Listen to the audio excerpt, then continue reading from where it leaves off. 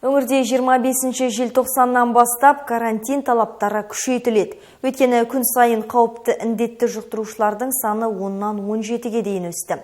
Облыстың бас санитар дәрігерінің жаңа қаулысына сәйкес азық-түлік және азық-түлік емес ашық, жабық базарлар қызметі 18:00-ге дейін қысқарады.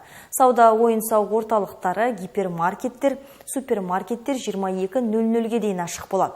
Кинотеатр қызметіне 20:00-ге дейін ғана рұқсат. Маңғыстау мен Атырау облысы арасына санитарлық пост қойылып, емін-еркін қатынас тоқтайды. Алайда азық-түлік, дәрі-дәрмек сынды маңызды тауарларды тасу үшін немесе жұмыс бабымен жүрген азаматтарға рұқсат етіледі. Сондай-ақ корпоративтік шаралар, той, балаларға арналған ертеңгіліктер мен тағы басқа бұқаралық жиындар және отбасылық басқосуларға қатаң тыйым салынады. Карантин талаптарының орындалуы ұдайы мониторинг топтарының бақылауында болады. Өндіріс орындарынан басқа кеңсе басшылары қарамағындағы қызметкерлерінің 70%-ін қашықтан жұмыс істеуге көшіруі тиіс. Бұрын